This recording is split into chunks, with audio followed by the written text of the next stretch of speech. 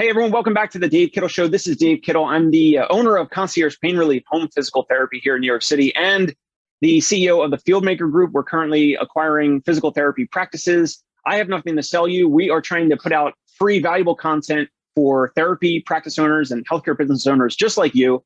And today we have a guest on the podcast, on the show, Mel Lieber. He's the founder of Finance Premiums. You can check them out online at financedpremiums.com. He's works in financial planning, retirement planning, and estate planning. In the pre-interview, we're covering some things that might be interesting to you if you're a practice owner, either before selling your practice or if you're in the process of it, or even if you've sold your practice in the past, but specifically if you're looking to do that in the future.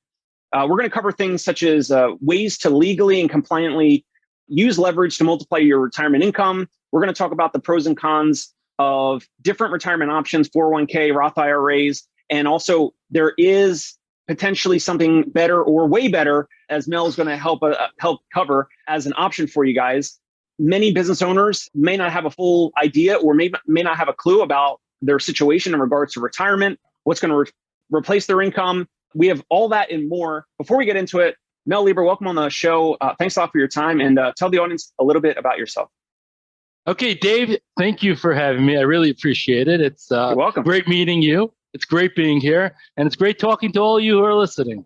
Okay, so my name is Mel Lieber, and I am a finance guy, one of those nerds who eats numbers for breakfast. I am, from a young age, my family is just super, super finance oriented, and we're just, I have my oldest brother has a hedge fund. My other brother's a day trader. My sister's a financial planner. My father was in finance for 60 years. I grew up around the dining room table. We were kind of boring geeks who were talking about numbers and finance all day. And that's how it's in my blood. And it's something that I've been doing for many years now. I focus in unique ways to use your money, leverage your money, grow your money in ways that are a little bit different than the classic.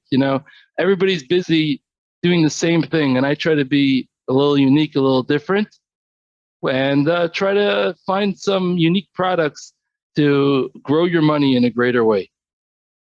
So the one thing, yeah, that's great. So the one thing when everyone thinks about retirement, most people think about a 401k or a Roth IRA, for example, and that's maybe one of those two are the most common vehicles. Tell us a little bit about your experience with those, and then also other ideas, other solutions that you're currently using that might be more beneficial than the standard. Yeah, so I like to joke around and say that I like to make the Roth IRA and the 401k kind of look like watching TV in black and white. They're nice ways, they're cute, but there's definitely the tax advantages there. I like actually the tax advantage of the Roth IRA above the 401k and traditional IRA, because I think later on in life the taxes are going to be higher. So pushing the bucket down the road, depending on the situation, doesn't necessarily help you. But all these types of saving methods called the 401k, the Roth IRA, etc., they are loaded with restrictions. Like one of the restrictions are you can't take out money before you're 59 and a half. The other restriction is you can't leave the money in there. You have to take it out. By the time that you're 70, you have to start taking it out. And one of the very, very important restrictions is all these 401ks, IRAs, they're governed by something called ERISA, which is a set of laws that say one of the main things is you can't use leverage. Now, leverage, which is borrowing using other people's money, which is the sweet sauce and the trick of all the wealthy, to use other people's money. ERISA does not let you do it.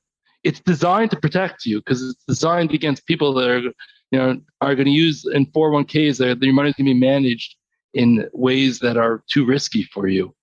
But if you're able to use and harness leverage in a way that's safe and reliable, it will grow your money so much more. So I just love using ways that are unique and that aren't so restrictive. So some practice owners out there, they might not know what leverage is, or in terms of how it would be factored into their retirement plan. I know for when we think of like a financial institution, like Bear Stearns, like if they were like over levered, if they were using too much leverage and they got too tight, or it was the housing crisis with too many individuals being qualified for mortgages, and those individuals were basically over levered because they didn't have a sustainable income, or there was a change in the interest rates. There's a lot of reasons, but give us more information about using leverage. What would be a way that protects that owner's downside? Because if you think of leverage, then that means, okay, it could be high risk, but then, or it could be high reward, but wouldn't there be high risk? So how does leverage factor into these types of retirement options? Okay, that's a great question, Dave, because you're right. Sometimes leverage could be very risky. There are funds out there that you could get your return, triple the return of the S&P, because it has triple leverage. The problem with those is the first year that the S&P goes down 33%, you lose all your money. So leverage has potential of being very dangerous. And as Dave was referring to in the 2008 housing crisis, there are people on high leverage that went underwater. And we all know the horror stories of people who have margin loans, that you get a call, a margin call, and you lose your money that you're invested. And that is 100% true. And if you're not a very, very, very sophisticated investor, stay away from those types of leverage. The type of leverage that I'm referring to is putting it into, once again, this isn't for everybody, but for most of you probably out there, putting it into an investment that I'm referring to is called the IUL, which is a financial product that what it does is it tracks an index or a market, and your growth is based on that index. But here's the beauty. It has a floor of zero, a downside of zero. So when the market or index that you're tracking goes negative, you don't lose any money outside of whatever basic fees. So therefore, since it has this built-in contractual guarantee that you're not going to lose money on any given year, therefore, you don't really have the risk of going under. So it's kind of like the gains of leverage, the beauty of leverage, the advantages of leverage without the associated risk. But guys, to be honest, you are giving up some of the upside. I'm not gonna tell you you get that protection for free. Right. It's a safe product. You're giving up some of the upside, but you get protected on the downside. But after you factor in the leverage, you're going to make a higher return than you could have ever possibly made with your own money. So therefore, you're going to end up way, way ahead of the game, because you're going to have, for every dollar that you invest, we're going to have something like $3 put in from a lender, from a bank, very similar to when you buy your house with a mortgage. You put down 25% or so, the bank puts in 75%. Same idea. When you buy a mortgage, the house is the collateral for the loan. Over here, the investment's the collateral for the loan. And the beauty, once again, is it doesn't go down in value in any given year. So it's, you get the gains of leverage without the risk associated with the loss. So if we're speaking with practice owners that are going to sell their practice, and let's say they're going to make $1 million, $5 million, let's just say, somewhere in that range. When you say that basically there's a controlled, is it like a controlled rate of return where they minimize their downside? They obviously, you have, if you minimize the downside, it has to be some, upside is capped. Obviously, just, you can't have one without the other. Because in the pre-interview, we were talking about many business owners don't really know where they're at in terms of their current choices, in terms of their retirement. So give me a little bit more details about practice owners, who this would maybe be right for, and also, do they need to put X amount down? So maybe is it 10 or 20% down as part of this basically like a mortgage for retirement, like it's a loan, it's a debt instrument, right, for retirement. So do they have to put down? That word debt is scary for those that don't understand it. but so a mortgage, it's like a mortgage, but for your retirement. Yeah, it's like your mortgage. I sometimes ask people, how much money did you have in your pocket when you were looking for a house? I had $150,000. How much was the house? I bought a $600,000 house. Like, So why did you buy a $600,000 house? You should have bought a $150,000 house. Like, I don't want to live in a house that costs $150,000. I want a $600,000 house. So you use leverage to get where you want to go. It's really the same idea in retirement. You're just using leverage to get to where you need to go. And that's how it's working. Now, in terms of very often what happens is a lot of business owners don't really know whether they have enough money for retirement, whether they don't have enough money for retirement. And a lot of them are good at making money, but they weren't so good at figuring out what to do with that money once they have it. And especially those that sell their practice and now have a big lump sum of money, they often don't know what to do with it. Usually what I would do with the client is I would separate this money into two basic pools. There's the long-term money and there's the short-term money. When you have long-term money, it's easier to have a higher rate of return on long-term money.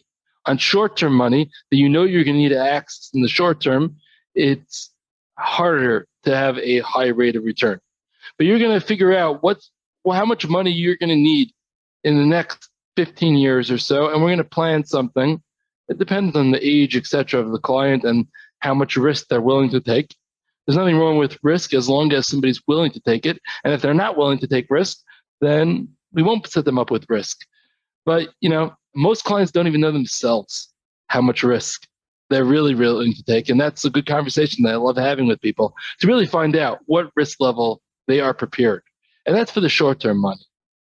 The money that's in the long-term bucket, so that we're going to set up in a long-term investment, something like this leveraged IUL that we just discussed. Is one of my favorite options. Not for everybody. Somebody has to be the right fit. We have other options for other people, but we'll put money in that bucket, and we'll be able to figure out if the economy is going to be great, what is your expected rate of return? If the economy is going to be average, what is going to be your expected rate of return? And if the economy will be kind of slow, what will be your annual return?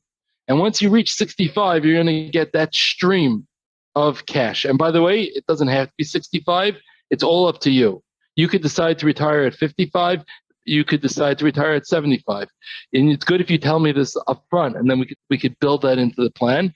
But once again, it's your money. So even if you decided you thought you were going to work to 75 and you change your mind and you decide you're going to retire at 65, that's okay as well. And even if you wanted to retire at 57, you could do that as well. It's your money. Use it as you want.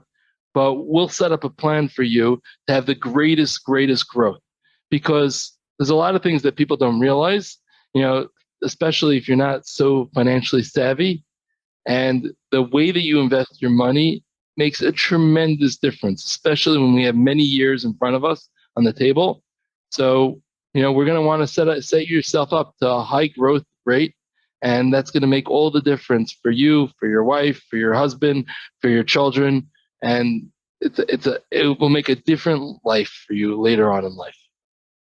So when you're talking about using other people's money, which if someone takes out the example you gave, if someone takes out a mortgage, they have 150 grand down, they buy a house for 600 grand, they use a mortgage to buy that house. They're using other people's money for that, right? 100%. And so if someone is typically using a 401k or a Roth IRA in traditional retirement options, most of that is their own money. And then it kind of compounds at whatever rate every year. So meaning it's only their money. It's only their money in those investment vehicles. And the reason why the IUL is different is because you're putting some money into it, but there's also some leverage, which is basically, again, like a mortgage for retirement. So we all know that, you mentioned when we first spoke about, venture capital companies, companies raising venture capital money or any type of investment, they also use other people's money from investors to spur growth and do marketing and build out the product and all that. So these investment vehicles, like specifically the IUL, you're saying that there could be some of your own money in it, as well as some leverage with capping the downside, capping the upside, and having basically a retirement that's more bountiful, like paying you more and grows at a higher rate or grows larger over time than a 401k or a Roth IRA. Yeah, and in fact, just one thing I would just point out, you could get a IUL without leverage. In fact, 97% of IULs out there on the market are done similar to a 401k or IRA, where people are just putting in their money. For some reason, I'll explain, I know the reason, but in most people's heads, when they invest in real estate, it's always mortgage leverage. And when people have invested in this IUL type concept, they've done pure cash without that leverage element. What the program that I am referring to, or I would say the strategy investing that I'm referring to, is using leverage for these IUL products. And the real truth is that these are more fitting to use leverage than even real estate. Because as we know, the reason why real estate is very good to use leverage in a real estate investment is because the banks give you money very cheap. A couple months ago, you were able to get, half a year ago, you get money for 3%. Now already it's getting closer to 5% when you invest in real estate. The reason why the banks are going to give you money so cheap is because usually it's, real estate's expensive. So usually it's a pretty large loan. And secondly, is real estate goes up 95% of the time. That's pretty good odds. So since real estate's going to go up 95% of the time, the bank feels very secure using that real estate as the collateral for the loan. The bank knows that it always appreciates. They know real estate appreciates. Yeah. But once in a while, the bank gets one of those ugly Florida 2008 type situations where real estate tanks, which is rare, but it happens. And then the bank goes underwater, the owner goes underwater, everybody goes underwater, and pretty much nobody's happy by the time it's over. Now, that's an ugly story, but it's rare. When using this product with leverage, it's actually contractually guaranteed, as long as you make your payments. It's contractually guaranteed that it's not going to go down in value. Outside of fees, it doesn't go down. So therefore, you're never going to have a 2008. It just can't happen. And therefore, it's going to go up 100% of the time. As long as the payments are made, it's going up 100% of the time. So therefore, the banks feel super secured, and they're even going to get you money cheaper. I just had a loan go out with a client for 3.5%. We're talking in real estate, nobody could touch 3.5% right now. The banks will never do it for real estate. But with this concept, the banks will do it. So that's very, very powerful. And once again, this product, I don't know if I mentioned it before, it grows on average anywhere between 5 and 8% over any 15-year period. It will always grow between 5 and 8% historically. Once again, in the future, I don't have a crystal ball. But when I'm going to the horse track, I'm betting on the horse that's won the last 50 times. Right. So that makes sense. So it's always one. And obviously, we're here to give free, helpful content. We're not giving financial advice. If you guys need to contact your own financial planner, or you can reach out to Mel, check him out again at financepremiums.com. You can check out Mel Lieber on Google. We connected on LinkedIn.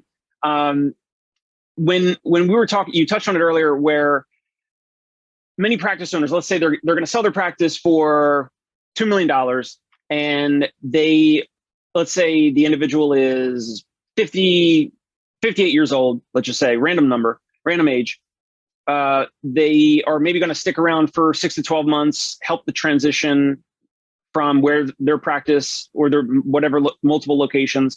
And then they're going to transition to either retirement or the next chapter of their life. And let's say moving forward, they want to make approximately $200,000 a year in terms of their retirement. Is that even possible through an IUL? And how could you even walk an owner through the possibility of replacing their income, especially several years out from the transaction, where your type of vehicle or any investment retirement vehicle is also part of replacing their income, right, on a monthly or yearly basis? So is that one thing that you help practice owners, help business owners with? That is definitely what I help them with. But I want to be honest, I'll get you the best return, but I'm not a miracle worker. Yeah, you can't guarantee a number or anything like that. No, I'm just saying, like, for example, that I think the previous example was a 58-year-old who sold his business for $2 million, we said? 2 million, so yeah. If it was $2 million pre-tax, post-tax, you're not going to be able to get $200,000 of annual income from that money at the 58-year-old. If he's a 48-year-old, that's something we could do. But if he's a 58-year-old and that close to retirement, we're not going to be able to hit those type of numbers like $200,000 a year. I wish I could tell you that. I wish I could promise you that we would be able to do that, but that's unfortunately it's overshooting it. I don't want to, give off, but we'll get you the best numbers that you could. So we will get you that $100,000 a year for that type of person who should be able to get his $100,000 a year without any problem, paying out for indefinitely as long as he lives. But 200 is going to be would be a challenge. But yes, that's the idea. The idea is a lot of people just want that to know that they're going to have a set amount coming in that they could rely upon. And that's very important. It's very important. It changes people's lives when they feel secure and they know that money's there for them. And that's one of the things that I love in doing what I do. I love being able to create that peace of mind for people, that we set up a plan, we set up the best possible plan for them. And now they're going to be in a much better place. Because a lot of people, that's what it's about. A lot of people, I worked so many years and I have this income and I built up this business. And, it's time to step away. And I'm too tired to continue this. But, we're there to try to set something up in the best possible way. And I would actually often I've had this conversation with many business owners before thinking about a sale. They've asked me, if I sell for X amount of dollars, how much could I expect to have as a residual income? And after having that conversation, I've had certain business owners say, "Oh, great! I'm putting my business for sale tomorrow." And I've had some other people say, "Oh, that's it? Oh, okay, I'm not ready to sell. I'm going to work for another 5 years. It's not the right time. It's not enough money. It doesn't work." Which, once again, but certain times, some people, there's a lot of dynamics, a lot of different factors. You could have scenarios, as I'm sure Dave will agree with me. You could have somebody who's earning $200,000 a year, two businesses. One, he's earning $200,000. Business A is earning $200,000, and the business is valued at $500,000. And you could have business B that the guy is earning $200,000 a year, and the business is valued at $2 million. Would you agree with that, Dave? Agreed. Yep, it's possible. So if that is the case, once again, I am not specific in the physical therapy market. I don't know valuations of physical therapy practices, so I'm not going to claim that that's my profession. That's my profession. Don't ask me if it's a good price. That's not something that I personally do, but I advise you to speak to somebody who is good at that. Maybe that's Dave. And if the practice is going to be sold if the guy's earning $200,000 and the practice is going to be sold for $2 million and he has some savings anyways, it's very often going to be worth it for him to just sell the practice. Even if he might want to continue working, but without the headache. I'll work as a physical therapist and I'll make my $100,000 a year without the headache of owning the business. He might want to do that and I'll end up way ahead of the game.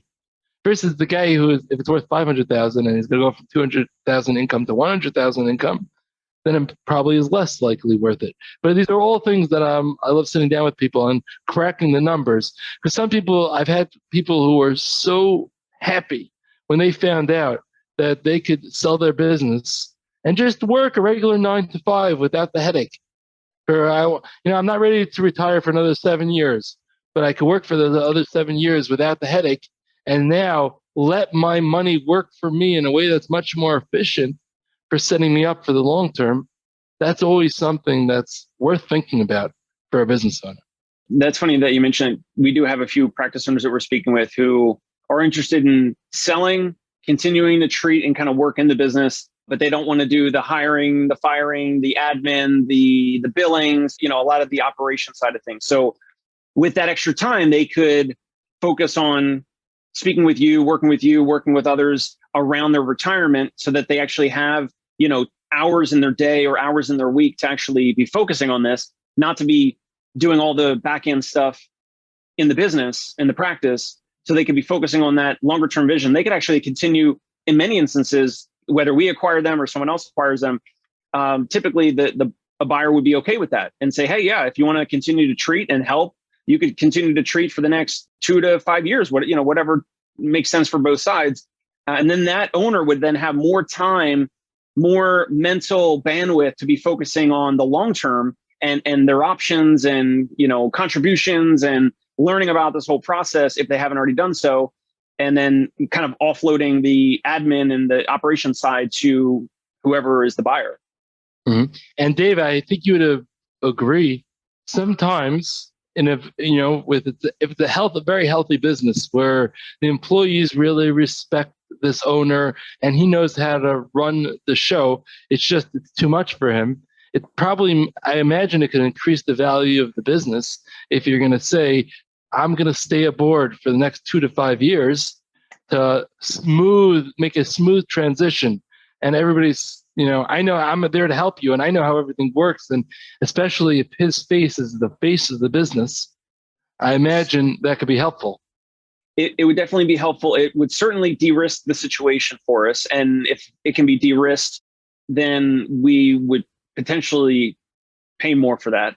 We do want practices and businesses that the owner doesn't necessarily have to be treating and actually be working in the business, because sometimes it can be more valuable if it's not wrapped around the owner, but the owner has already set up a lot of systems and processes and staff members to kind of cover every type of operation issue or challenge or anything along the whole patient experience. So it definitely depends. But I was getting at more of that owner has, if they sell and they have a buyer kind of take over a lot of the things that they don't want to do, then they should have more time to be working on the long-term vision, which is the retirement and their options. And then that way that they would actually have more capability to kind of process and speak with you and other professionals to say like, hey, what makes the most sense for me? Let me learn about IRAs. Let me learn about 401ks. Let me learn about IUL.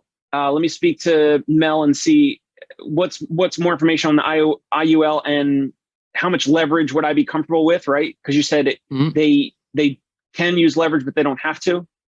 100%. And then again, it goes back to their goals, right? It goes back to their, maybe, is it risk tolerance as well? Or it goes back to their goals of what they kind of need and what they're looking to achieve in the future. 100%. I'll tell you, because the importance is mind-boggling, especially with the inflation that's around in today's day. Some people, they spend so many years building these businesses and they're going to be selling them and they're going to get that big lump sum, which is pretty much, that's a cash amount for all their work they put in for so many years. And people are scared. They don't want something to go wrong with it. So they put it into a bank. With that, there's a lot of people, especially if you're not a finance person, that doesn't realize, the money in that bank will just go 10% down per year in our current environment. Normally 3% or so per year, just devaluing. And that's something that it's a little heartbreaking to see that all the savers and all the people with the money in their bank accounts, especially when we're talking about people that sold the practice, that they put years of blood and sweat into that business, and then you just think the money's going to last for so long, and then you put some taxes and some inflation, and you turn around and the money will disappear very, very quickly. So that is something that, to be able to speak to people and be able to help, whether it's me or whether it's somebody else, make your money work for you. Your money should be working for you while you sleep, while you're playing golf, while you're swimming. Make your money work. I don't care whether you come to me or you come to somebody else, but that's just the message that I have to give everybody. Do not put your money into the bank and sit there. Do not put your money into treasury bonds and let it sit there and do nothing. I agree, don't take risks that you're not comfortable with, but there's safe investments that are going to grow 4, 5, 6, 7%. And that is so, so important for people, Because if you don't do that, you're going to see all your hard-earned work, money, blood, sweat that you put in, and you're going to turn around and you're 75. I just had a call from somebody. Fortunately, it was too late. I mean, there's 75, she's 75, he's 77, and they had a good business. Yeah, they weren't business owners. He was an executive. He was whatever. He's making $200,000 a year, the guy. In the later years of his working years, maybe his earlier years, I don't know, 100, 120 over the years. And, he put his money away, $5,000 a year, here, there, whatever. And as he retired at 65, and they kept on spending the way that they were spending, buying the grandkids presents, like good they weren't poor people. They had money. They had money their whole life. Why not spend buy nice presents for your grandkids? And now it called me, he's 77, she's 75. They're out of money. What should they do now? And now it's probably too late. I wish I had something to tell them. And, they're about to move in with their kids. Wow. Because they're going to have to, they don't have the funds. And it's just a sad story. And what's sad about it is one thing, the people that never had income and never had money. So what could you do? But these people, they were successful people their whole life. But since they put that $5,000 a year that he saved into the bank, as opposed to forget me, put it in the market, and he didn't do that. And, he got taxed on everything. He had small gains and he got taxed on his small gains. And you turn around and you end up running out of your money. That's the sad thing. That's why I think it wasn't compounding. It wasn't working for him. Wasn't compounding, wasn't growing, wasn't tax efficient. He had some bonds and mostly in the bank. And that's a good recipe to run out of your money, even if you're a successful guy. So that's why I just urge everybody, people who put so much focus on how we're going to earn money, how we're going to get our business to earn an extra 5% this year.